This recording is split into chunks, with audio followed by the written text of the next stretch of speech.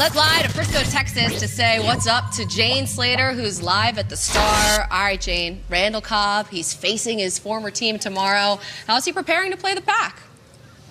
Well, Randall Cobb spent 8 seasons in cheese curd country. I'm not a fan of cheese curds, but I'm sure that he was after all that time there. A second-round pick in 2011. He was traded to the Cowboys, or not traded, rather. He was released and then picked up by the Cowboys this offseason, and it was Cowboys head coach Jason Garrett who said he was, quote, a pain in their ass all of those years. Well, now he's on their team, and this year he's averaging about 11 yards per reception, his highest in a single season since 2014. And when I asked him what's up with that, he said he's getting more of those downfield looks. He says he saw that a lot earlier in his career, and he says the way this offense is set up with their ground game and their zone coverage, well, that helps him find the holes in the zone really well. Now, I asked him about his relationship with Aaron Rodgers. Of course, we saw them both go very emo on the IG when they both heard about the release and then ultimately the move to Dallas. He says they still talk. In fact, they texted last week. He said he knows that the cameras are going to be fixed on him. A lot of people are going to want to know how he's doing in this game. He said you'll probably see a little bit more emotion from him than usual, but he's approaching this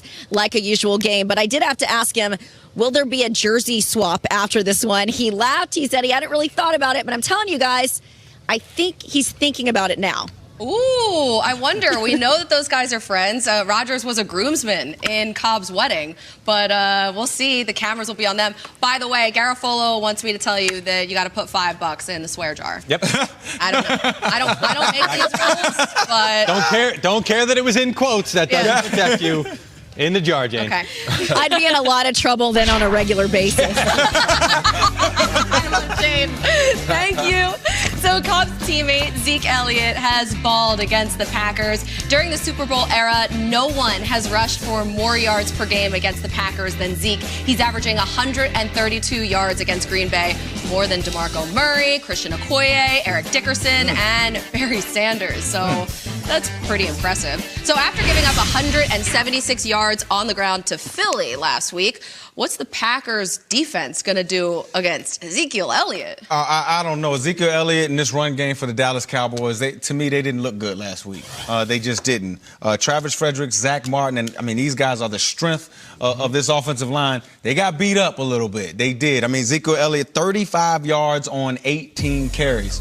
And I think when you limit Ezekiel Elliott's production, like the New Orleans Saints did last week, that's when you put the game in Dak Prescott's hands. And that's when we figure out if this guy can carry the team with his arm. And last week we saw that he didn't. Now, officially he only had 1 sack, a few quarterback hits. But on tape, I mean, it could have been 4 or 5 sacks. It could have been 14 or 15 quarterback hits. If the Dallas Cowboys offensive line doesn't get this straight, the Preston boys are coming in town. The Smith boys. That's what I say, the Preston boys. The Darius Smith and Preston Smith. I call them the Preston boys. But either way, you guys knew what I was talking about, right? Yeah. And Tyron Smith is out. So, again, I like what no relation. And Lyle Collins is questionable, too. So he's banged up. Lots of Smiths out there. Back injury. I know. Yeah, and a Dallas offensive line that is banged up. But when you think about them seeing Philadelphia run the football down Green Bay's defense, you just know that this is the formula. This is the plan. Kellen Moore is going to do that with this football team.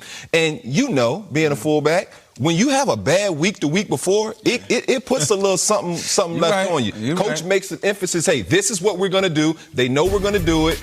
And Ezekiel Elliott, man, look at the numbers, man. The numbers don't lie. I just think they have a heavy dose of him in this ball game. They're at home. They can control the environment.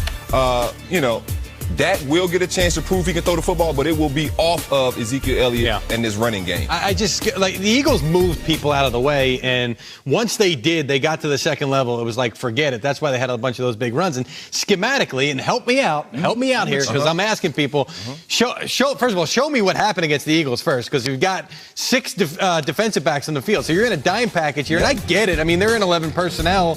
That's the way you got to guard it here. But once the Eagles do have flexibility because they've got tight ends that can block, once you wash it down, there's nothing but D-backs. You got Blake Martinez trying to chase it down from behind.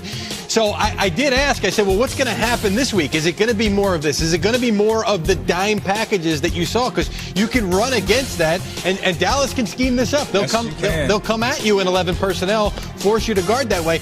It's not going to be dime heavy, but it's going to be nickel heavy. So you're still not going to see a base defense. And to that point, with it being nickel heavy, now that's another another linebacker instead of a DB, a corner or safety in coverage. So maybe that does open up a little bit more for Dak to throw the football, because as you can tell, because they were able to outman them in the run game, they ran the football. If that's a linebacker, then you like your matchups. But you're adding a linebacker, but you're still not in that base defense that you're still able to run the football pass the football. I'm sorry, versus that other linebacker instead of a coverage. That's what I'm saying. Schematically, the way they're trying to do things, the way they're trying to be DB heavy, I just don't like this matchup for them. Yeah, I mean, it's a great matchup for Ezekiel Elliott against this run, but you look at the Packers' passing defense; they're third ranked in the league right now. So I would like to see that, but also I want to know what the Packers are going to do without Davante Adams. Because they didn't run the ball against the Eagles, and then without Davante Adams, who had a career game against the Eagles, they just couldn't get it done. Aaron Rodgers,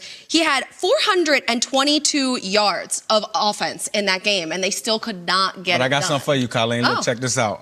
Aaron Rodgers at AT&T Stadium, 3-0. Close to 300 yards passing, 8 touchdowns, 1 interception. All right, I think they might be all right. Well, I got something for you. The Packers? Oh.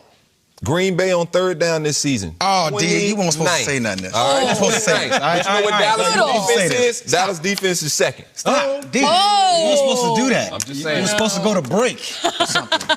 Well, let's do it. But now we'll move on. Okay, so we'll see how the Cowboys respond tomorrow. But what about their rival in New York? How's that rookie quarterback doing? Okay. Daniel Jones and